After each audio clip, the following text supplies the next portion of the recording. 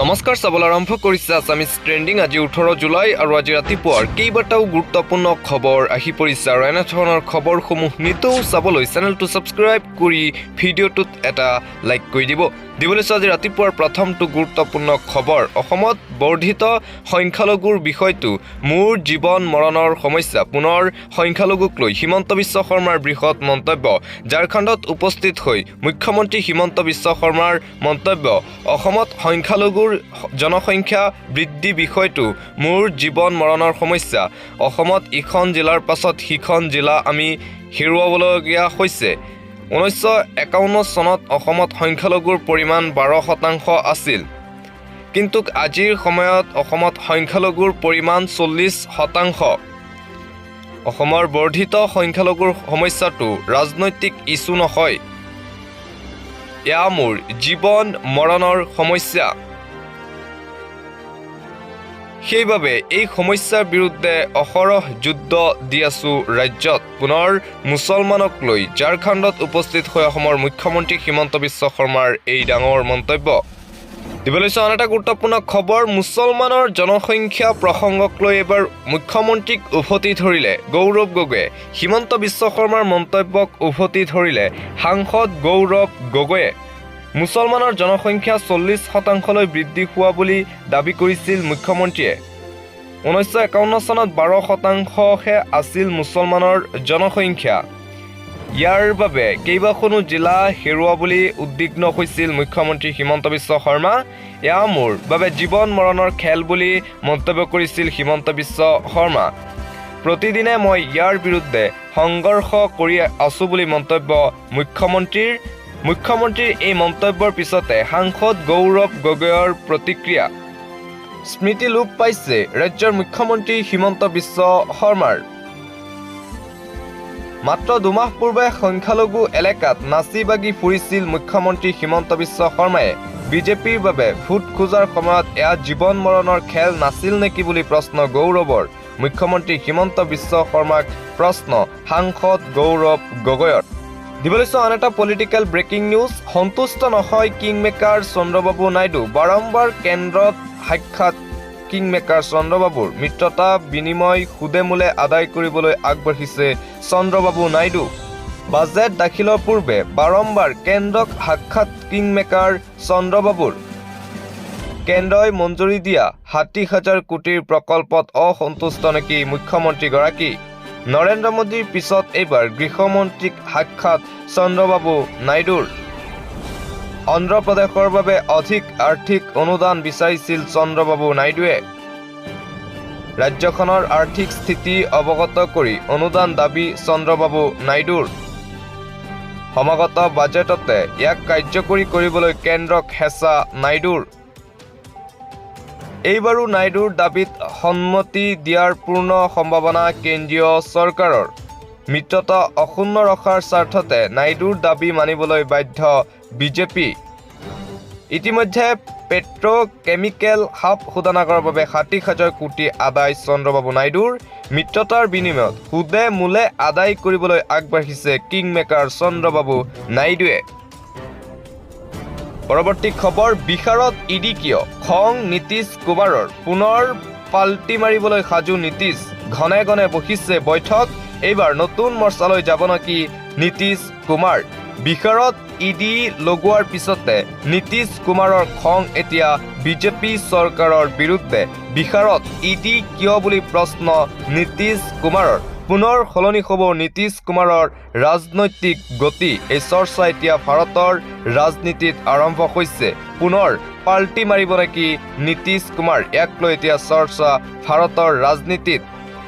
দিবলৈ আন এটা ব্ৰেকিং নিউজ। পুনৰ বাল্য বিবাহক লৈ কঠোৰ হিমন্ত বিশ্ব শৰ্মা। অসমত পুনৰ অবৈধ স্বামীৰ বিৰুদ্ধে চলিব বৃহৎ অভিযান।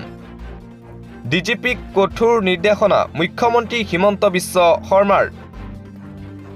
প্ৰাৰম্ভিক তালিকা প্ৰস্তুত কৰিবলৈ নিৰ্দেশ ডিজিপিক হিমন্ত বিশ্ব শৰ্মাৰ। নাবালিকাক বিয়া কৰোৱা স্বামী সন্মুখীন হ'ব কঠোৰ শাস্তিৰ। পুনৰ হ'ব বাল্য বিবাহ বিৰোধী অভিযান। নৱেম্বৰ ডিচেম্বৰ মাহত পুনৰ চলিব বাল্য বিবাহ বিৰোধী অভিযান। উজনিৰ পৰা নামনিলৈ চলিব এই বৃহৎ অভিযান। পূৰ্বতকৈ অধিক কঠোৰ হ'ব ৰাজ্যৰ আৰক্ষী প্ৰশাসন বাল্য বিবাহক লৈ নতুন আইনৰ অধীনত গোচৰ ৰুজু কৰা হ'ব এইবাৰ বাল্য বিবাহৰ নতুন আইনত ৰুজু হ'ব গোচৰ পূৰ্বতকৈ অধিক শাস্তিৰ সন্মুখীন হ'ব বাল্য বিবাহ কৰা পুৰুষ দীঘলীয়া তালিকা প্ৰস্তুত কৰিছে ৰাজ্য চৰকাৰে বাল্য বিবাহক লৈ অসমত পুনৰ অবৈধ স্বামীৰ বিৰুদ্ধে চলিব বৃহৎ অভিযান হিমন্ত বিশ্ব শৰ্মাৰ ঘোষণা পৰৱৰ্তী খবৰ কংগ্ৰেছৰ আটাইতকৈ বেয়া ফলাফল এইবাৰেই হৈছে কংগ্ৰেছে কিয় ফূৰ্তি কৰি আছে সেয়া কংগ্ৰেছেহে জানে বিগত সকলো অভিলেখ ভংগ কৰি আমি এইবাৰ 11খন আসন লাভ কৰিছোঁ এলপি স্কুলৰ ছাত্ৰই জানে 3 ডাঙৰ নে 11 ডাঙৰ যদি 3খন আসনত জিকাৰ বাবে ভাল দিন অহা বুলি ভাবে তেন্তে এনেকুৱা ভাল দিন দশক জুৰি আহক কংগ্ৰেছৰ শেহতীয়া স্থিতি সন্দৰ্ভত কেন্দ্ৰীয় মন্ত্ৰী পবিত্ৰ মাৰ্ঘেৰিটাৰ এই প্ৰতিক্ৰিয়া আন এটা গুৰুত্বপূৰ্ণ খবৰ মহাৰাষ্ট্ৰত শক্তি বৃদ্ধি ইণ্ডিয়া এলায়েন্সৰ বিধানসভা নিৰ্বাচনৰ পূৰ্বেই বিজেপি মিত্ৰজোঁটত খহনীয়া মহাৰাষ্ট্ৰ বিধানসভা নিৰ্বাচনৰ পূৰ্বে শক্তি বৃদ্ধি ইণ্ডি এলায়েন্সৰ বিজেপি মিত্ৰদল এনচিপি অজিত পাৱাৰ গোটৰ 4গৰাকী নেতাৰ পদত্যাগী নেতাই যোগ দিব পাৰে শাৰদ পাৱাৰৰ এনচিপিত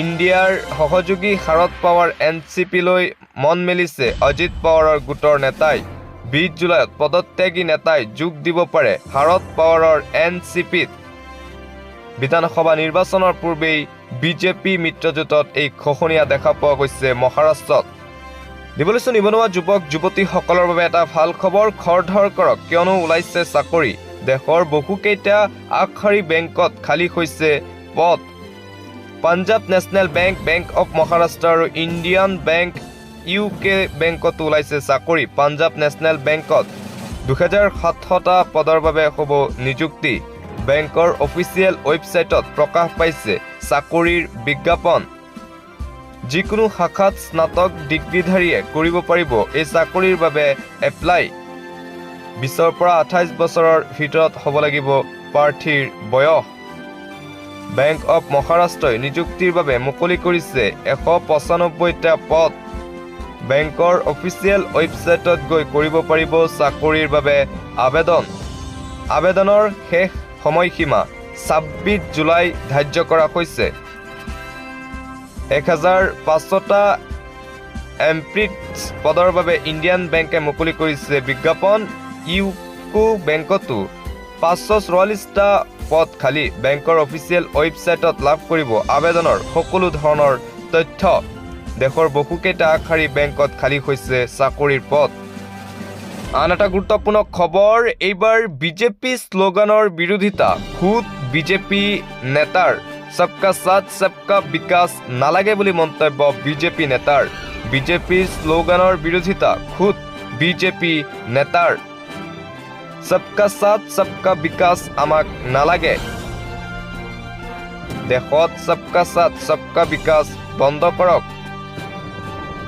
সংখ্যালঘু মৰ্চা বন্ধ কৰাৰো হুংকাৰ ভাৰতীয় জনতা পাৰ্টিৰ নেতাৰ বিজেপি নেতাৰ মন্তব্যই দেশৰ ৰাজনীতিত লগাইছে তুলপাৰ যি আমাৰ সৈতে থাকিব আমি তাৰ সৈতে থাকিম বিজেপিৰ শ্লোগানৰ বিৰোধিতা কৰি সংখ্যালঘু সন্দৰ্ভত বিস্ফোৰক মন্তব্য দেশত সংখ্যালঘু মৰ্চাৰ কোনো প্ৰয়োজন নাই সংখ্যালঘু মৰ্চা বন্ধ কৰি আমি দেশৰ সংবিধান ৰক্ষা কৰিম বিজেপি নেতা ভূপেন্দ্ৰ অধিকাৰীৰ বিতৰ্কিত মন্তব্য সংখ্যালঘু মৰ্চা বন্ধ কৰি হিন্দুক ৰক্ষা কৰাৰ হুংকাৰ বিজেপি নেতাগৰাকীৰ বিজেপি শ্লোগানৰ বিৰোধিতা এবাৰ খুদ বিজেপি নেতাৰ পৰৱৰ্তী খবৰ ব্যক্তিগত খণ্ডত বৃহৎ পৰিৱৰ্তন কংগ্ৰেছৰ 100% সংৰক্ষণ নিজ ৰাজ্যৰ বাবে কৰ্ণাটকৰ কংগ্ৰেছ চৰকাৰে দেখুৱাইছে আদৰ্শ কৰ্ণাটকৰ প্ৰতিটো ব্যক্তিগত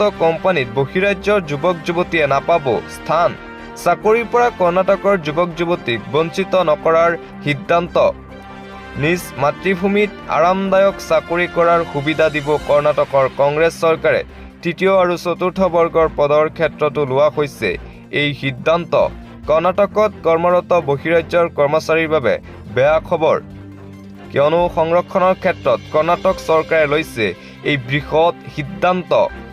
ব্যক্তিগত কোম্পানীত কৰ্ণাটকৰ নিবনুৱাৰ বাবে 100% সংৰক্ষণ কৰিব চৰকাৰে। কম দিনৰ ভিতৰতে কৰ্ণাটকত প্ৰযোজ্য হ'ব এই নতুন আইন। কৰ্ণাটকৰ জনতাই চাকৰিৰ পৰা বঞ্চিত নহ'বলৈ এই সিদ্ধান্ত চৰকাৰৰ। মঙলবাৰে অনুষ্ঠিত কেবিনেটত মুখ্যমন্ত্ৰী সিদ্দাৰামায়াই লৈছে এই বৃহৎ সিদ্ধান্ত। কৰ্ণাটকৰ কংগ্ৰেছ চৰকাৰৰ এই সিদ্ধান্তৰ পাছতেই দেশজুৰি এতিয়া প্ৰতিক্ৰিয়া। পৰৱৰ্তী খবৰ, নতুন আঁচনি চৰকাৰৰ। যুৱকেও পাব বিনামূলীয়া শিক্ষা, প্ৰতি মাহে একাউণ্টত সোমাব 10,000 টকা। যুৱতীৰ লগতে লাখ লাখ যুৱকে লাভ কৰিব চৰকাৰী আঁচনিৰ ধন। প্ৰতি মাহে 10,000 টকা পৰ্যন্ত লাভ কৰিব লাখ লাখ যুৱক যুৱতীয়ে। স্নাতক উত্তীৰ্ণ যুৱক যুৱতীলৈ প্ৰতি মাহে 10,000 টকাৰ আৰ্থিক সাহায্য। ডিগ্ৰী সম্পূৰ্ণ কৰা যুৱক যুৱতীয়ে পাব 8,000 টকাৰ আৰ্থিক সাহায্য। দ্বাদশ শ্ৰেণী উত্তীৰ্ণ শিক্ষাৰ্থীলৈ প্ৰতি মাহে 6,000 টকাৰ সাহায্য। মহাৰাষ্ট্ৰ একনাথ শিন্দে চৰকাৰে মুকলি কৰিব এই বৃহৎ আঁচনি। লাডলা ভাই আঁচনি মুকলি কৰিব একনাথ শিন্দে চৰকাৰে।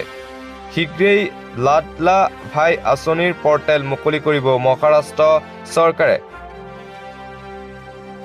দিবলৈ আন এটা গুৰুত্বপূৰ্ণ খবৰ, পুনৰ অসমত এনকাউণ্টাৰৰ ঘটনা। গোৱালপাৰাত এনকাউণ্টাৰ, আহত জাহিদুল আহছান আলী নামৰ দুজন যুৱক। গোৱালপাৰাত আৰক্ষীৰ এনকাউণ্টাৰৰ ঘটনা পোহৰলৈ আহিছে। আৰক্ষীৰ জিম্মাৰ পৰা পলায়নৰ চেষ্টা কৰোঁতেই গুলীচালনা আৰক্ষীৰ। গুলীবিদ্ধ জাহিদুল ইছলাম আহছান আলী। অশোক গোৱেল হত্যাৰে জড়িত আছিল দুয়োগৰাকী যুৱক। ভৰিত গুলী লাগে দুই অভিযুক্তক চিকিৎসালয়ত ভৰ্তি কৰোৱা হৈছে বুলি জানিব পৰা গৈছে। মঙলবাৰে নিশা গ্ৰেপ্তাৰ কৰিছিল জাহিদুল আৰু আহছান আলীক। দুয়োকে লগত লৈ অনুসন্ধানৰ বাবে গৈছিল আৰক্ষী। আৰক্ষীক আক্ৰমণ কৰি পলাই যোৱাৰ চেষ্টা কৰিছিল দুয়োগৰাকীয়ে। গোৱালপাৰাত আৰক্ষীৰ এই এনকাউণ্টাৰৰ ঘটনা। দিবলৈ আন এটা গুৰুত্বপূৰ্ণ খবৰ, চিকিৎসকৰ পদত্যাগ সন্দৰ্ভত মুখ্যমন্ত্ৰী হিমন্ত বিশ্ব শৰ্মা তথা স্বাস্থ্যমন্ত্ৰী ডক্টৰ হিমন্ত বিশ্ব শৰ্মাৰ ফেচবুক লাইভ যোগে তথ্য। 2021 চনত 36গৰাকী চিকিৎসকৰ পদত্যাগৰ বিপৰীতে নিযুক্তি দিয়া হৈছিল 279গৰাকী চিকিৎসক। 2022 চনত 12গৰাকী চিকিৎসকৰ পদত্যাগৰ বিপৰীতে নিযুক্তি 441গৰাকী চিকিৎসকৰ। 2023 চনত 64গৰাকী চিকিৎসকৰ পদত্যাগৰ বিপৰীতে নিযুক্তি 202গৰাকী চিকিৎসক। 2024 চনত 30-40গৰাকী চিকিৎসকৰ পদত্যাগৰ বিপৰীতে নিযুক্তি দিয়া হ'ব 183গৰাকী চিকিৎসক। 2016 চনৰ পৰা 2024 চনলৈ বিজেপি চৰকাৰে দিছে 1,676গৰাকী চিকিৎসক নিযুক্তি। চিকিৎসকৰ পদত্যাগ সন্দৰ্ভত মুখ্যমন্ত্ৰী হিমন্ত বিশ্ব শৰ্মাৰ এই তথ্য ফেচবুক লাইভ যোগে।